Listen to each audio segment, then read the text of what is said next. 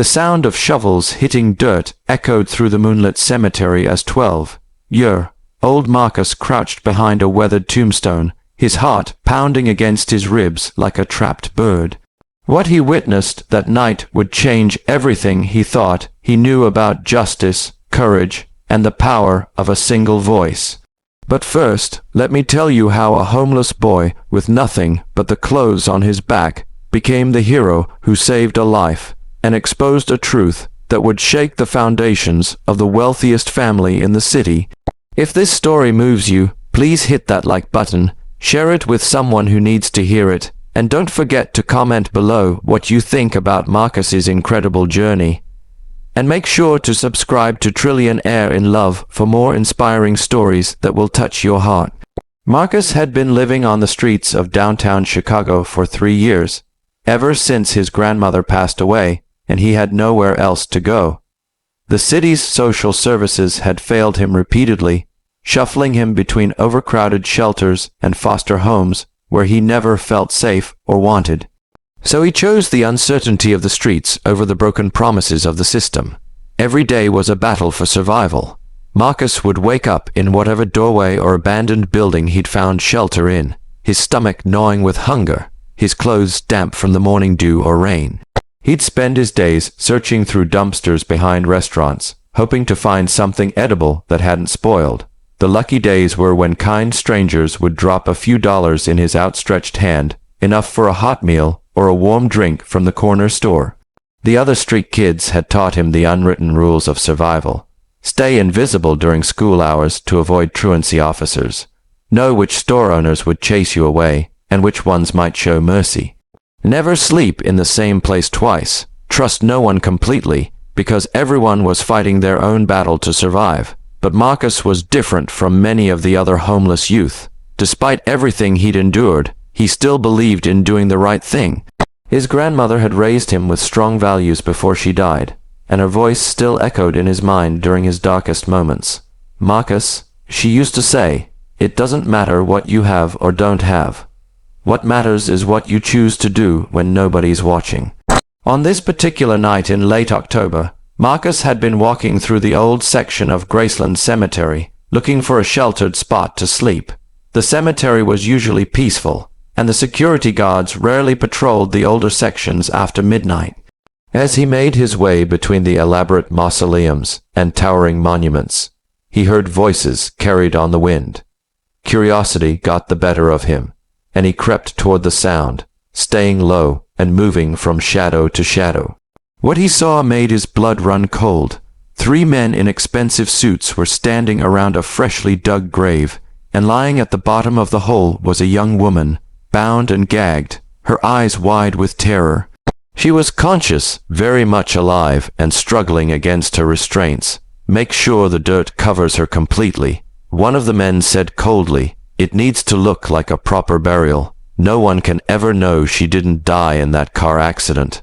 Marcus recognized the girl immediately. It was Isabella Romano, the 17-year-old daughter of Vincent Romano, one of the wealthiest real estate developers in Chicago. Her face had been all over the news for the past week after she'd supposedly died in a fiery car crash. The whole city had mourned the tragic loss of the young philanthropist who had dedicated her life to helping underprivileged children. But here she was, very much alive, and about to be murdered by what Marcus could only assume were her father's men. As the men began shoveling dirt into the grave, Marcus faced the most difficult decision of his young life. He could walk away, pretend he'd never seen anything, and continue his quiet existence on the streets. No one would blame a homeless kid for not wanting to get involved in something so dangerous. These were powerful, wealthy men who could make him disappear without a trace, or he could try to help Isabella, knowing it would likely cost him his own life.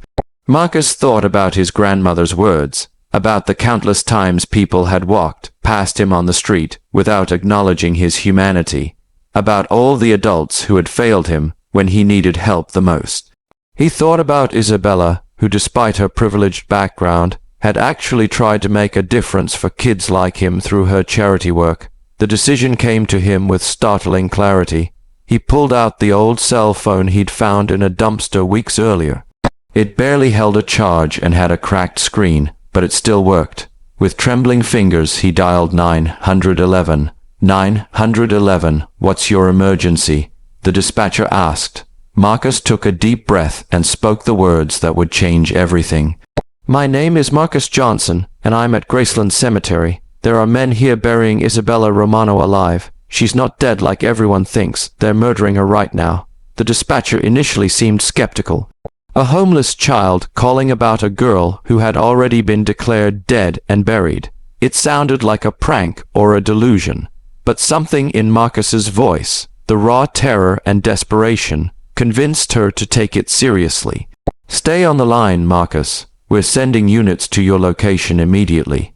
Can you see what's happening? They're almost done, Marcus whispered, tears streaming down his face as he watched the dirt pile higher on Isabella's grave. Please hurry, she's going to die. What Marcus did next would be talked about for years to come. Instead of staying hidden and waiting for help, he stood up from behind the tombstone and walked directly toward the three men. His small frame emerged from the shadows like a ghost, and his voice rang out clear and strong across the cemetery. Stop, I've already called the police. They're on their way. The men spun around, shocked to see a skinny, dirty street kid confronting them. For a moment, they were too stunned to react. In that moment of hesitation, Marcus did something that would be remembered forever. He looked directly at the man who appeared to be in charge and said, I know who you are, and I know who she is. Isabella Romano has done more for kids like me than you ever will. She actually sees us as human beings. She doesn't deserve to die because she found out about whatever sick thing people are doing. Then Marcus said the words that would shock everyone who heard them later.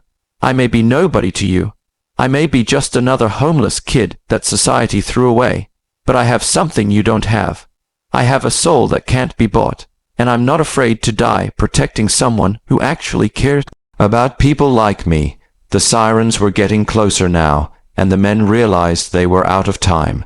In their panic, they abandoned their shovels and fled into the night, leaving Isabella half buried but still alive. Marcus jumped into the grave without hesitation, frantically digging with his bare hands to free Isabella's face so she could breathe. When the police and paramedics arrived minutes later, they found a homeless boy covered in dirt, holding the head of the millionaire's daughter above the ground, whispering words of comfort to keep her conscious.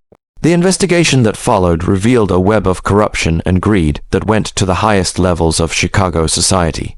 Isabella had discovered that her father and his business associates were involved in a massive money laundering operation connected to human trafficking. When she threatened to expose them, they staged her death and planned to make it permanent.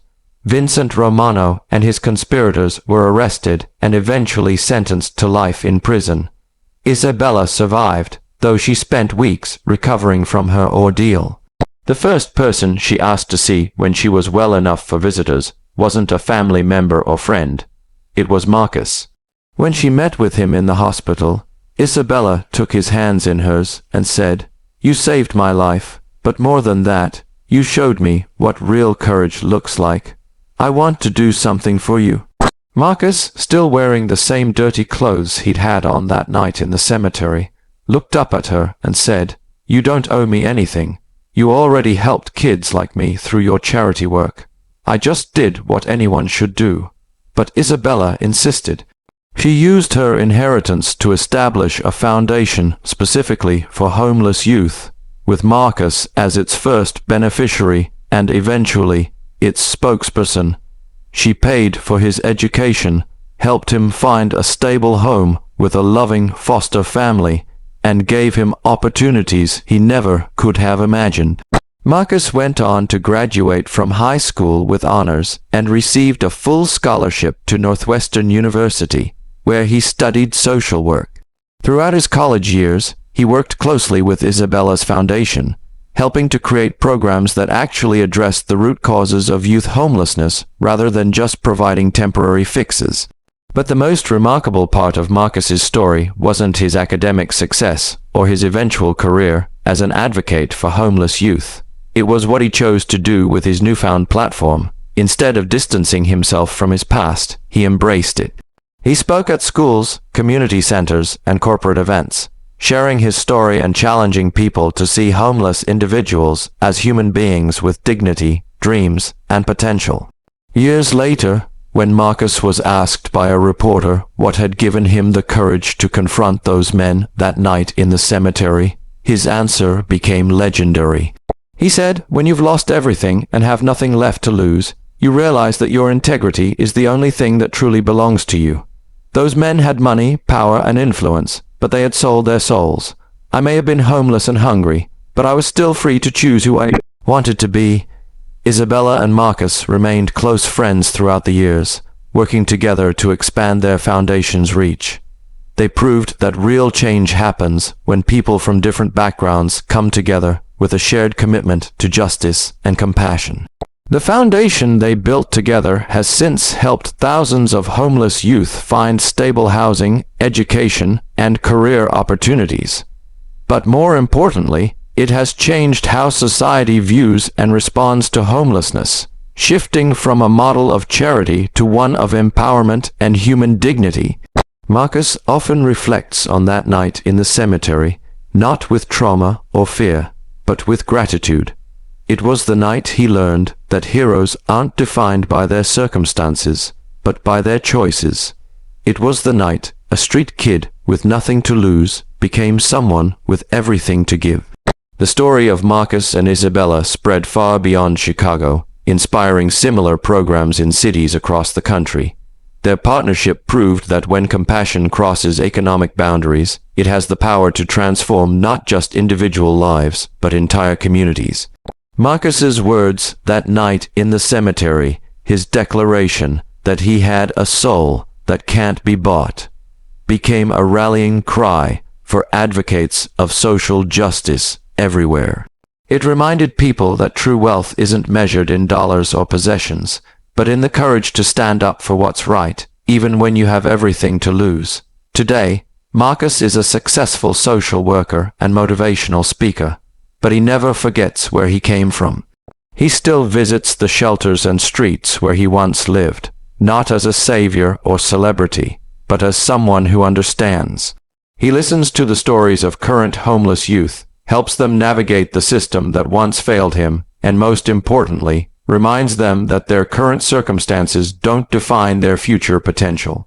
Isabella, meanwhile, dedicated her life to continuing the work she and Marcus started. She never married or had children of her own, but she considers the thousands of young people helped by their foundation to be her legacy. She often says that Marcus didn't just save her life that night, he saved her soul by showing her what it means to live with purpose.